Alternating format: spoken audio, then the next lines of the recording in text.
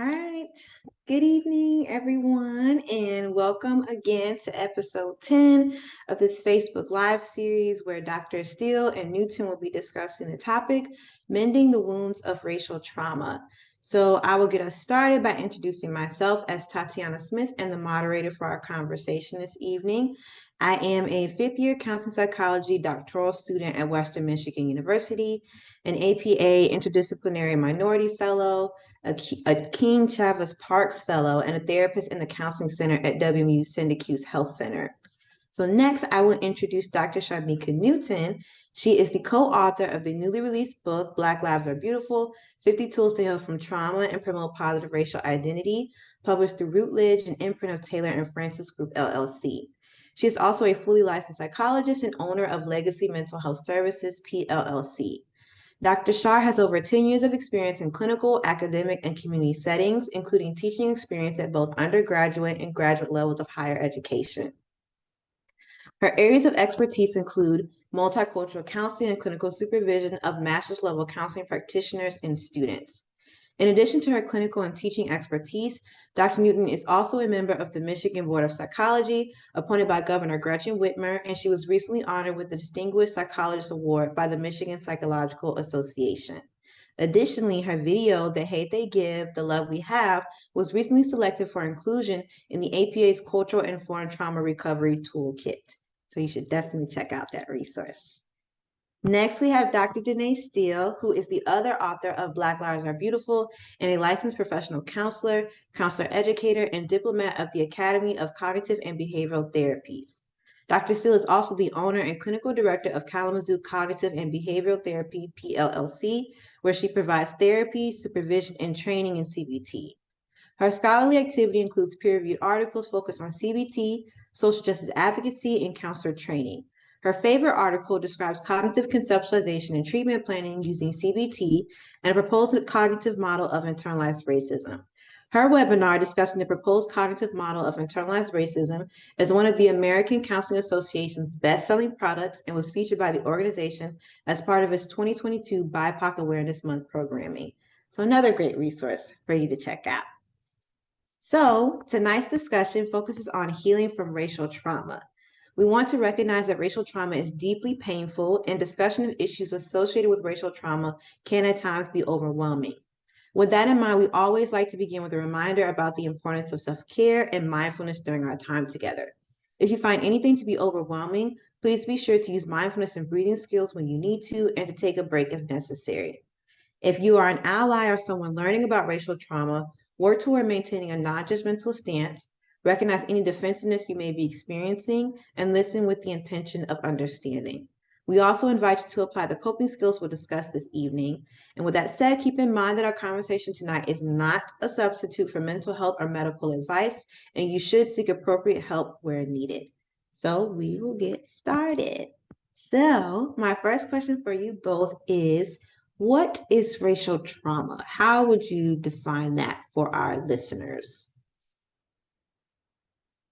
I think for me, one of the essential things to remember about racial trauma is that it is a trauma disorder like other trauma disorders. So while it's not categorized in the DSM, it nevertheless results in a constellation of symptoms for individuals that are similar to other traumatic stress disorders. So then when we're talking about racial trauma, we're talking about trauma, which means experiencing something that is emotionally difficult. It's often sudden. You perceive it to be out of your control, and it's memorable. And as a result of that experience, you develop specific reactions that include arousal, which refers to things like being easily startled, or having an irritable or angry attitude or mood, hypervigilance, sometimes like increased physiological responses, like maybe a rapid heart rate. And then we're also looking at things like intrusion and then also avoidance. And so I guess I'll define intrusion as well.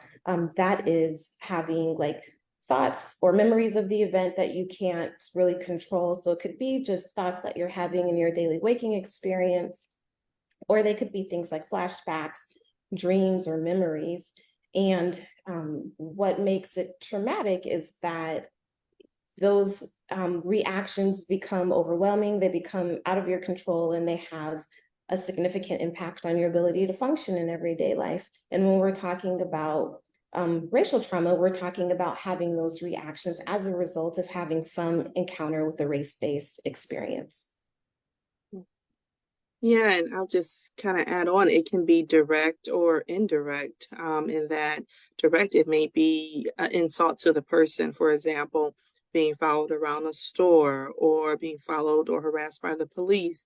It could be being at work and being skipped over for promotion. It could also be, those everyday microaggressions that we as people of color experience, those insults, comments that are made. So it could be direct, and then it could also be indirect. It could be things that you observe within your community or even in media. For example, the video of the murder of George Floyd, seeing that video that was played over and over on the media, those things can all constitute and build up to racialized trauma. And as a result, you can experience all the things that Dr. Steele described for us. And I think something key in what Dr. Newton is talking about is that these events can lead to trauma after a singular occurrence or after a gradual buildup over time. And I think that that's why when we talk to people, particularly African Americans, about racial trauma, it resonates so strongly because there is this lifelong exposure to racism, which for many individuals builds up and accumulates and becomes racial trauma over time. Mm-hmm. Mm-hmm. Thank you, Will, for providing sort of that overview of what racial trauma is. What would you say are factors that lead to racial trauma? I think many of the things that Dr. Newton talked about really are the factors that lead to racial trauma. So those overt experiences with racism can be factors that lead to racial trauma, but also, as we've discussed, it could be things like microaggressions or being ignored or being constantly stereotyped that over time begin to take a toll. So when we have those experiences, I think Robert T. Carter's race-based traumatic stress injury model is really helpful for us as clinicians in conceptualizing how racial trauma develops, in that we have those experiences, we have a traumatic response, meaning that we experience it as memorable, uncontrollable, sudden, and negative, and then we develop some of those arousal, intrusion, or avoidance symptoms. I think, adding to that, other theories also help to further explain that process. From a cognitive theory perspective, we can also conceptualize that process of the development of negative cognitions. They could be about yourself. They could be about the trauma, what the trauma means for your life, how the trauma changes you as a result of experiencing it. It also is a matter of having poorly elaborated trauma memories. So if we're thinking about racial trauma as another form of traumatic disorder, we know that part of what makes it trauma is that it causes us to constantly relive how we felt in the moment when we experienced the trauma initially. So for example, if a person is being followed by the police, they are racially profiled, they might experience fear for their life because they have that experience over time of witnessing other people in their community be harmed by the police. So they might experience fear. If there's an actual interaction, that might contribute to that sense of fear even more.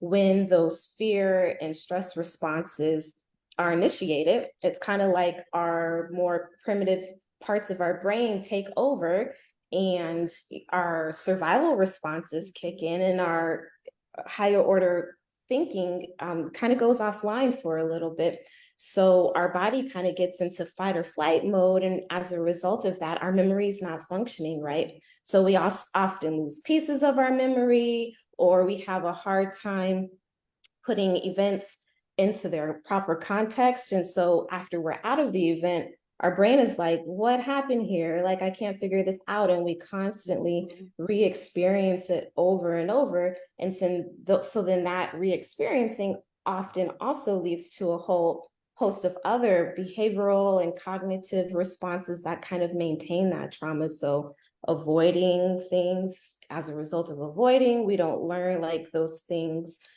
aren't a potential danger to us, like our brain is telling us.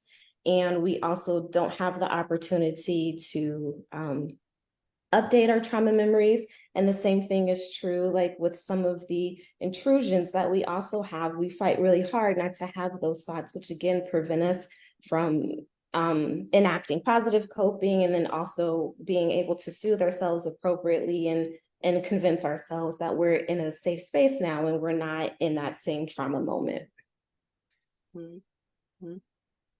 And when we think about it, I guess just from a systems or ecological perspective, the whole nature of racism is based on denying individuals access and giving some individuals access, right? So as like, for example, as for BIPOC populations, you go to get a mortgage and you're met having to hop through extra hoops, or you're faced with redlining, and that reinforces, this notion of racism and trauma. Or you go to college and you're doing the right thing. You want to have the American dream for your children, and then you go to their school and you're met with racism within the school system. So I think, the system, the way it's set up, that it often may lead to these experiences being ever before people of color, that no matter what you do, if you're trying to fit in with middle class white culture, you never really fit in, right? You never really get accepted. I think those factors help reinforce the trauma and reinforce the physiological experiences that Dr. Steele is describing. And so it wears on the individual. It becomes tiresome and can manifest itself with the symptoms that, are very similar to like PTSD that we described. Yeah, something that came up for me as you both were talking too is the fact that I've heard, and I'm curious what you both would say about this as a factor leading to racial trauma. And I think it applies to, I feel like the BIPOC community at large, but in particular when I think about the Black community, that these experiences almost seem to be, they are historical, but also seem to be ancestral in a sense. Like we live with this in our DNA due to, this history of colonialism, imperialism, racism, and white supremacy, and how easy I feel like sometimes it is for it to get activated in our DNA when we are encountering these race-based and stressful and traumatic events, whether that's, as you all pointed out, singularly or collectively. Yeah, I think it starts from childhood. Like, as Black Americans, we have to have those conversations, like with our children, about ways to keep yourself safe if you're, ever stopped by the police, what to do if you're faced with racism, all these things. If you think about it, like from a small child, adolescent, or even younger than that, we're told that we have to play this game of life differently.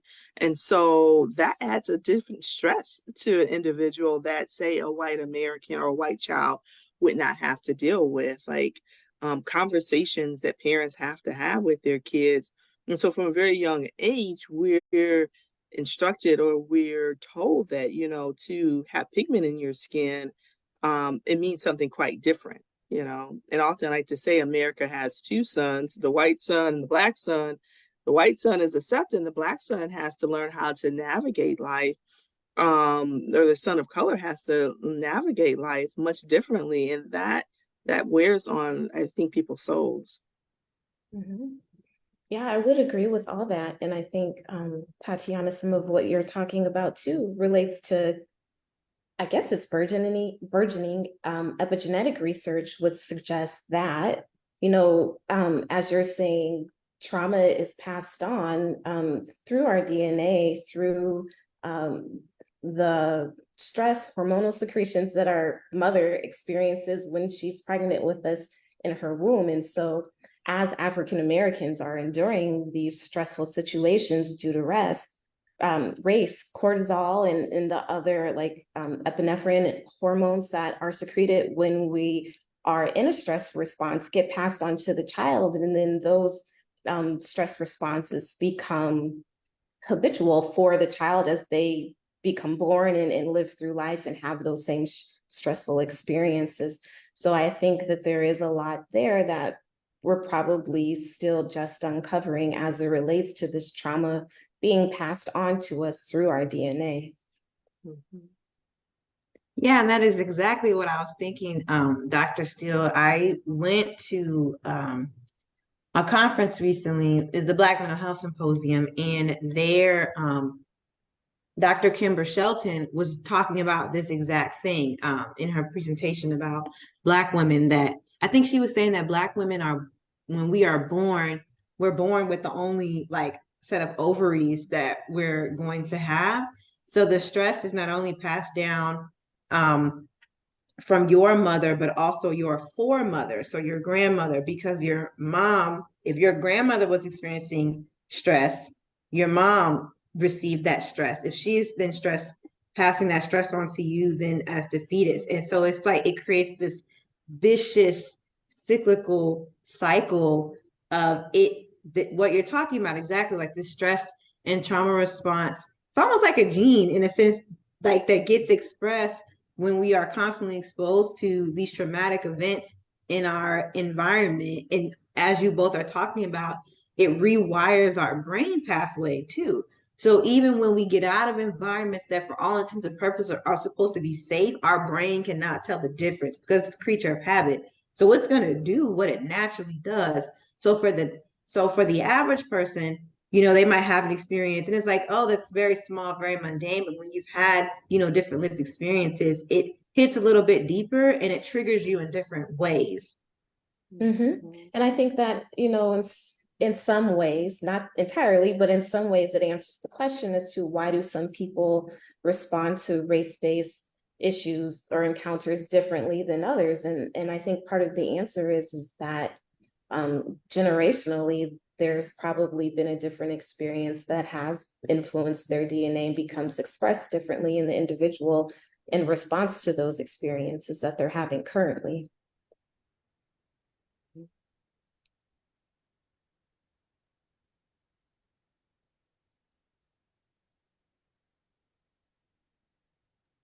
So then what would you say are some ways people can heal from racial trauma, as opposed to coping, but healing? And how do liberation and empowerment approaches assist in this healing?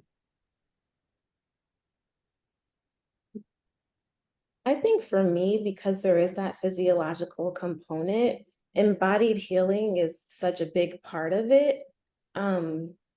And I really like Resmaa Menakem's work in his book, My Grandmother's Hands. And he talks about kind of like this 5-part embodied healing process that is, reflects things like soothing your trauma, accepting it, acknowledging it, and finding ways to safely discharge it.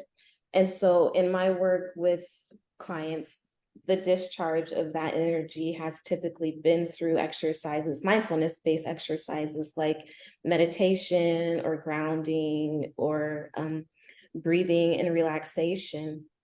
I will add, however, that when I've worked with individuals who regularly use other soothing responses in particular to cope, so things like eating or marijuana, breathing don't work as well. So, I think it can be a little bit more difficult with those clients. And in those cases, I've actually found that focusing more on empowerment as opposed to soothing has a stronger effect because the person feels like they're doing something more active in their coping, and it feels a bit more cathartic than what like the breathing or the grounding might typically provide. Yeah, when I'm thinking about healing, I think the first thing is in order to heal something, you have to be able to label it. So I think, when we think about healing, we have to empower our clients and empower ourselves to know like when they're getting triggered, what does that look like?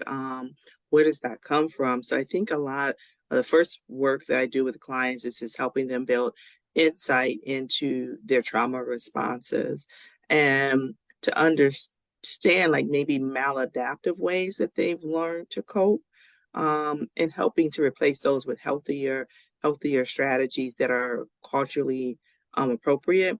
So if that includes like pulling on like community support, if that includes like Mending talks about in his book, The Power of Humming, and the use of song.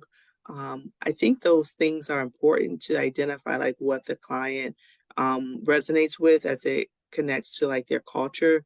I think first is it's identifying and labeling what you're experiencing.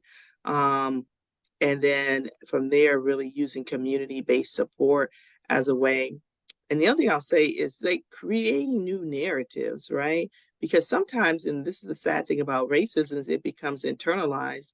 And so if we're able to identify those cognitions that we have that are unhealthy and untrue about ourselves, and we can create narratives that are healthier. And as I like to say, give us some truth. And so I think another way to heal is to create positive affirmations that may be rooted in just, who you are as an individual. Um, Sometimes even I'll have clients have conversations. This is one thing we do in the book Black Lives Are Beautiful, is there's an activity where the individuals asked to talk to like the oldest member of their family and to learn more about their history. Because sometimes when we have that history and that heritage, that can be enriching, and then you can begin to create those new narratives and those affirmations. So exposing ourselves to just individuals within our family who we may not always talk to learn more about our strengths and how we've been resilient as a people, I think is important.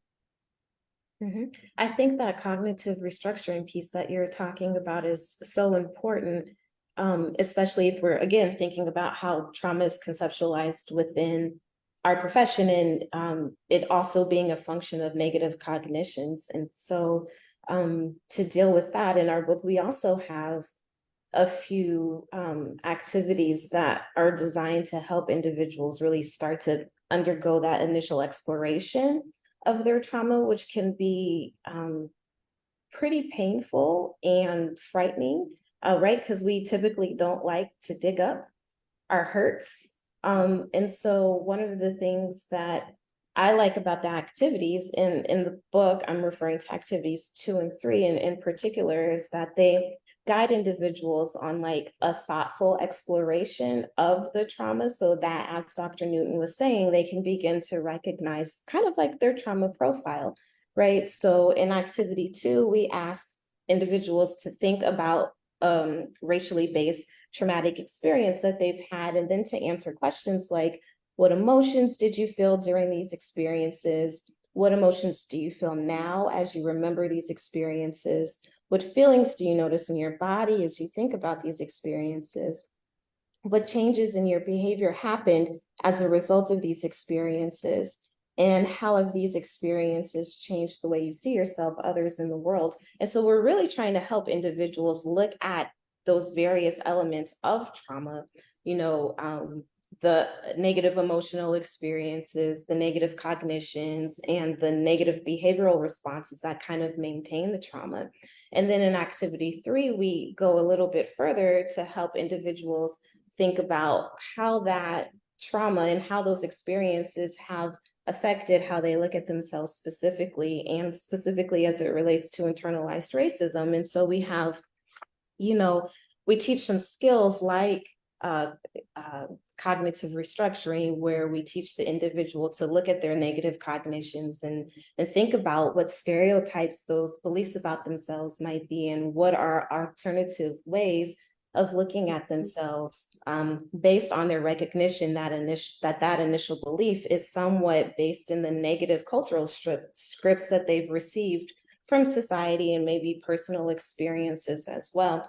And I think that piece of looking at how you think about yourself and and what you believe about yourself and where those thoughts and beliefs come from is really consistent with a liberation approach to psychology, because it's asking individuals to increase like the critical consciousness through which they view themselves, and then to think about how they can begin to enact change in their environments in order to combat those systems that are leading to those beliefs. And what you think about yourself is kind of a first step in that process.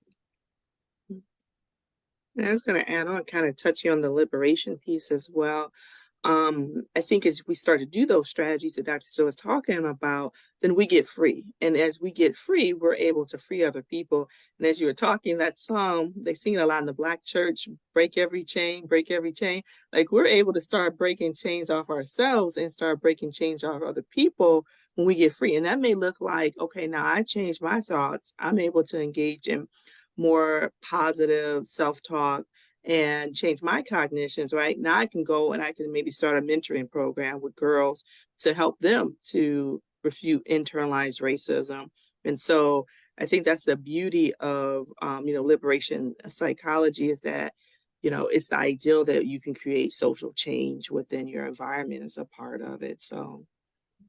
And something that I like about what you just said is that, like, not only are we able to take those steps to like engage the community differently, but we can also begin to change how we individually engage with others as well. And we could stop replicating some of those traumatic behaviors that look, what Resmaa Menakem says, like, looks like culture over time, but really it's a trauma response. And so I think that that is another important piece of the development of that critical consciousness that's developed, or that's consistent with liberation psychology as well. Yeah, another framework that I have found personally helpful in my practice, so it combines multiple frameworks, and it's called the psychological framework of radical healing for people who are not as familiar. So not only does it combine ethnopolitical psychology, liberation psychology, it also incorporates Black and African psychology as well as intersectionality as useful frameworks for helping us to understand and conceptualize, but also engage in treatment planning around racial trauma for BIPOC clients. And a piece, and so it looks at radical healing as opposed to just coping with our experiences with systemic oppression. So really the idea of moving from a space of surviving what you were just talking about, Dr. Steele, like it seems like it's a part of our culture, but it's like this baked in trauma response to thriving. Like Dr. Newton was saying, how do we get free? And you are already talking about one of the tenets of it, because the process of radical healing in therapy is facilitated through kind of like 5 pillars. So one of the big pieces you were already talking about, Dr. Steele, is that critical consciousness piece, helping our clients to critically reflect on how have we been shaped by our salient identities, our socialization, our lived experiences. How does that impact the way that I show up with myself, with other people, and like how I view the world? And from that, another piece is that we can empower clients to engage in political efficacy and critical action. So how do I take steps to take back control of my life, as opposed to feeling like things are always happening to us? Another arm is radical hope and envisioning possibility. So giving people hope that things can change and that they have personal agency, they have control, they have autonomy, strength, and resistance. So how do we help our clients commit to living a joy-filled life despite this awareness that we have that we are going to encounter, these race-based stressful and traumatic events? The other piece about what you all have been talking about in terms of the type of activities that we engage our clients in around cultural authenticity and self-knowledge.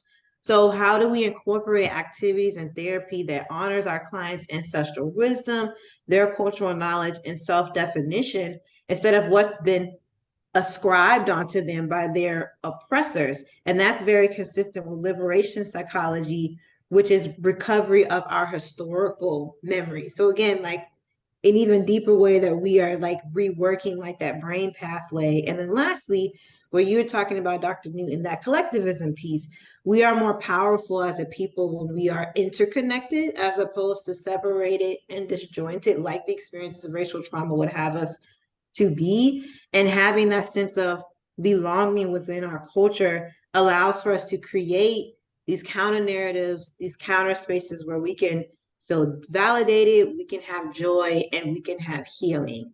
So I really wanted to center that framework as an integrative one that incorporates all the frameworks we've kind of been talking about, because I think it's very powerful in therapy for helping not only the therapist, but also the client resist shaming and blaming themselves for the ways in which they have learned how to cope with experiences of racial trauma, because you literally did the best that you could with what you knew how. Mm-hmm.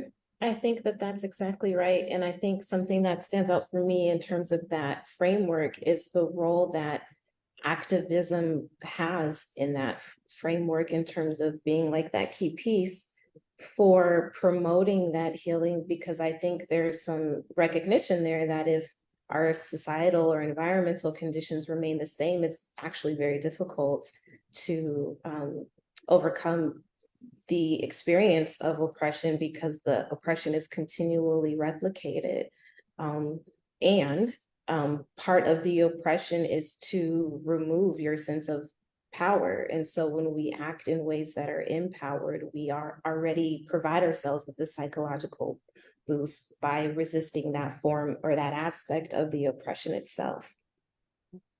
And I think that's so important because, like, when we do this work, sometimes people say, well, that's putting a lot back on the person of color. And what about, white Americans? And I think that we can't expect white Americans to heal us, right? We have to take back power to heal ourselves, because I can't expect someone else to change. I can only change what's in my wheelhouse of control. And so I think it's so important that we look at it from that perspective, that we have to heal ourselves. And then, like I was saying before, go back and heal others or help others um, by being change agents. Mm-hmm.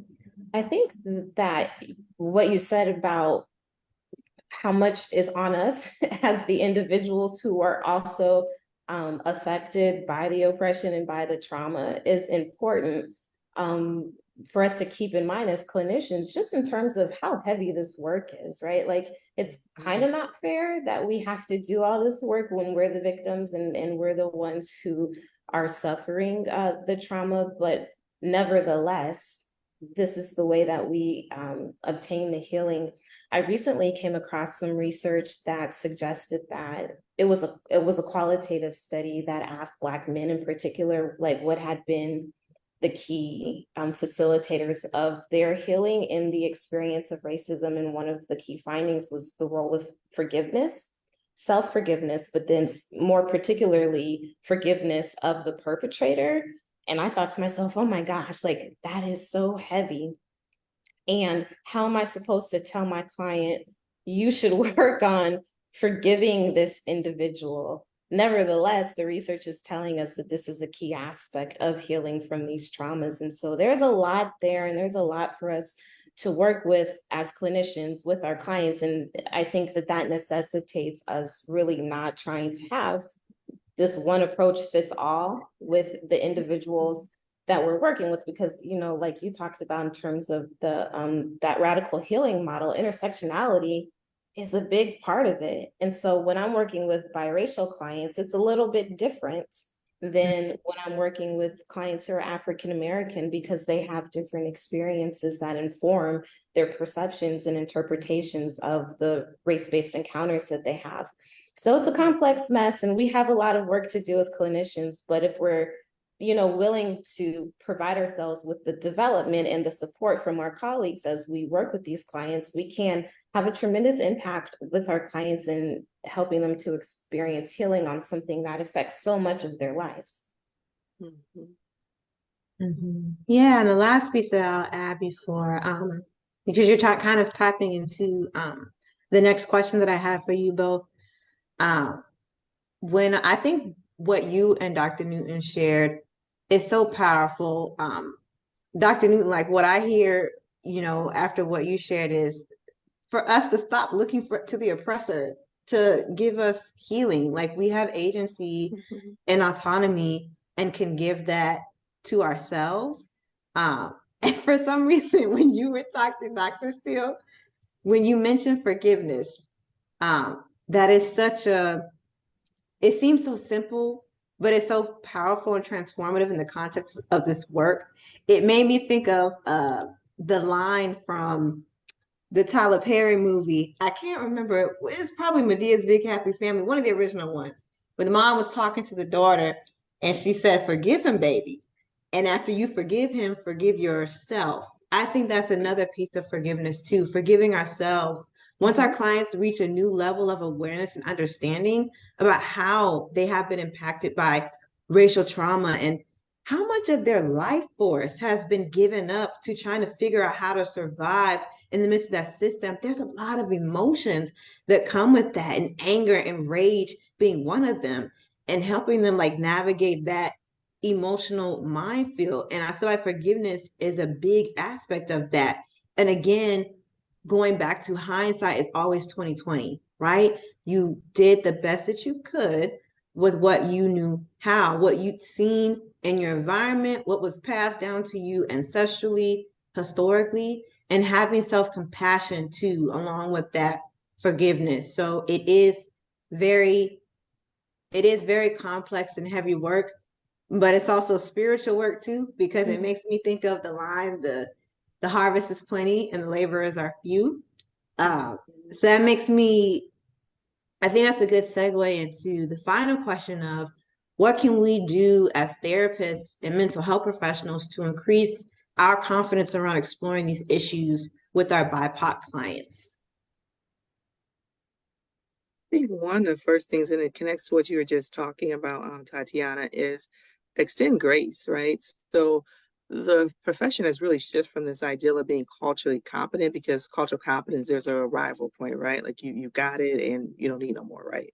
But now we're talking about cultural humility, that we have to have cultural humility and be able to extend grace. Like if we get it wrong, don't back away from talking about issues of race in the session. Be open to broaching, be open to broaching the topics, and not just when um, a big media event happens or some racialized trauma, but from the very onset, like making sure that your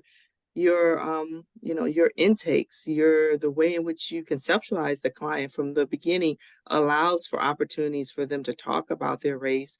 And Dr. Norma Devine, she talks about broaching reading the literature that's out there, so that you can help your clients to mend those wounds. I think is so important. Mhm.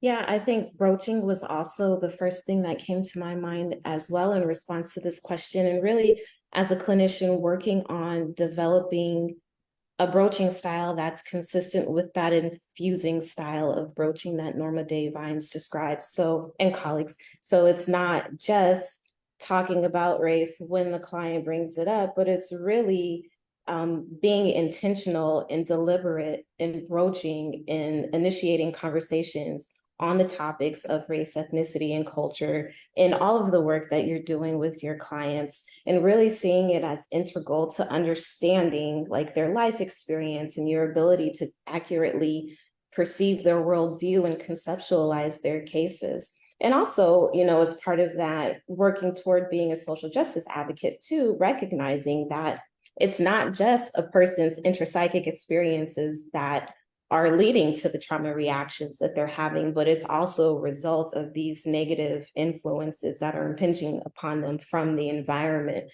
So using our knowledge as mental health providers to address these issues in society is another important part of that. And then another thing too that I thought was important that Dr. Newton talked about was kind of getting away from this notion of cultural competence and moving toward like a broader multicultural orientation approach to therapy. And Dr. Newton talked about cultural humility. But for me, those other two aspects of multicultural orientation are also very important. So one, like increasing your comfort as a clinician in addressing these topics with our clients. Like sometimes we don't bring them up because we have these feelings of discomfort associated with these topics because like we haven't done our own work around race, or we're worried about offending the client. We don't know how to say what we want to say. And so working to increase your own comfort in addressing these topics is really key. And you can do that, through supervision. You can do that with increasing contact with individuals from other cultural groups. Whatever is going to work best for you, it's important that we all work toward increasing comfort with groups that are different from us, especially with groups who reflect like a marginalized status in our privileged statuses. And then also that cultural opportunity piece is important too. So just really taking and initiating those opportunities to discuss race with our clients and not shying away from those topics. Another thing I was thinking about is also like thinking about how do you create therapeutic safety for your clients. And therapeutic safety can look different. It could be from the pictures you have in your waiting room to how your demeanor, how do you allow your client to know that this is a safe space where I'm going to respect your various identities. And so I think because before we can even broach, we have to create therapeutic safety, because if the client doesn't feel safe, they're not going to go there and talk about like the fact that maybe they're experiencing racism on their job. So through your verbals, your nonverbals, through your atmosphere, how do you let the client know that they are in a sacred, safe space with you? I think it's something else. And that acquires a lot of introspection and a lot of just self-evaluation, I think, as well. Mm-hmm. And that's such an important point to me, that therapeutic safety piece. And it kind of seems basic, but that's where those basic counseling techniques become so essential too. Like really making sure that we are expressing empathy to our clients, that we're validating their experiences. And even as we're working to challenge their negative cognitions, we're not asking clients to provide evidence that these things are happening, but instead we're asking clients to challenge the negative self-appraisals that are developing in response to these experiences. So we want to really make sure that we're being clear about that. And then we also want to make sure that we are working to help clients feel comfortable providing those self-disclosures by, again, providing like that initial orientation to the discussion of culture from the very outset of our work together, in terms of, providing that safety, just letting them know like they can expect that this is a place where they can discuss those topics. And I might not understand it right all of the time, because I might come from a different cultural background. And even when I come from the same cultural background, we have different experiences. So I might not always get it right, but inviting them to please correct you when you don't, and being open, like Dr. Newton talked about, having enough cultural humility to be open to receive that feedback and to adjust yourself to broach or to mend any cultural ruptures that might occur as a result. Yeah, as I listen to you both talk, there are three things actually that come up for me. One, the importance of, I don't know if we explicitly named it, but just that critical self-reflection as a therapist, like in terms of thinking about how are you showing up in the room with your clients, but also outside of the room. Because I definitely resonate with what you shared, Dr. Newton, about therapy also takes place outside of the therapy room, like even in those initial interactions, the intake when you're calling to schedule with them, any email, a secure form of messaging that you have, with your clients, like what stance do you take with them, tone and things like that. I also think about this piece about therapeutic safety, so that clients feel comfortable to, self-disclose about these experiences, because they're, again, recognizing there's a lot of shame, there's a lot of pain and complex emotions attached to clients' experiences of racial trauma and feeling comfortable disclosing that. Even when I think about Black clients working with Black therapists and not wanting to feel judged for this is how I learned to cope, with these experiences. I really like what you shared, Dr. Newton, about considering how you present to clients. So not only like your demeanor, your style of dress, the language you use, your office space, all of that. It makes me think about my work with BIPOC clients at Syndicus, but in particular, Black clients. And my supervisor, she laughs every time she comes into my office because she makes the comment, this is the Blackest office on campus. But she laughs, but that was very intentional on my part because I want my clients to know, especially my Black clients, like when you walk into this space, like this is a space for you. Like we black in here, right? And I've noticed in particular with college students as well, when they walk into your office for the first time, they're looking at you, but they're also looking around at your office, and your walls, and what they see like kind of it's part of like first impressions. It tells them a lot about you as a therapist. And then they are matching what they're seeing with what they're hearing, what's coming out of your mouth, right? So that builds like I think about how that impacts like trust and also like the therapeutic alliance. But I guess the thing that I have found most useful in my confidence, just personally as a therapist in exploring these issues, especially with what you shared, Dr. Steele, around experiences of both marginalization and privilege, is finding ways to bridge my lived experiences with empirical research. So I'm not just sitting up here spitting data at you, but making it relevant and specific to my clients.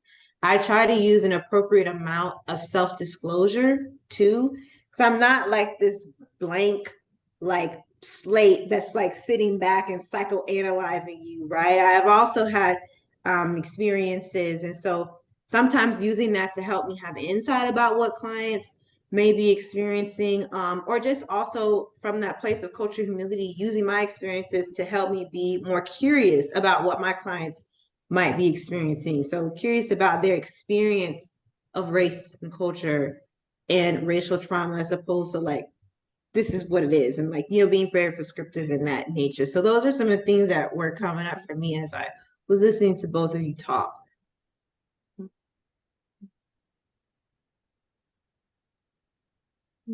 Thank you. So I don't know if there's any questions or comments that we have missed tonight in the chat. No questions, but we do have a few comments. People are just really highlighting some of the key aspects of what we've talked about tonight in their own work with clients. So Enid says, yes, empowerment can definitely be a part of healing. Dr. Cotterell says, forgiveness is giving up all hope for a better past. And then Enid again says, yes, not asking for evidence, but rather exploring self-appraisal. So important. Well, we want to thank everybody for their comments. Thank those of you who got to watch live and those of you who will watch the recording. Doctors Newton and Steele and I would like to thank all of you for joining us. If you're interested in continuing to learn more about some of the different topics that we talk about tonight, please check out their book, Black Lives Are Beautiful, 50 Tools to Heal from Trauma and Promote Positive Racial Identity, which you can find on Amazon, but also I think on Walmart too. Yeah, they put us on Walmart. That's so different. Yeah, I also just want to thank everyone for being with us who are here live tonight, and your comments in the chat. It really helps to make it interesting and engaging for us. So thank you all. Thank you. Okay, and we will see you all in another month. Thanks, everyone.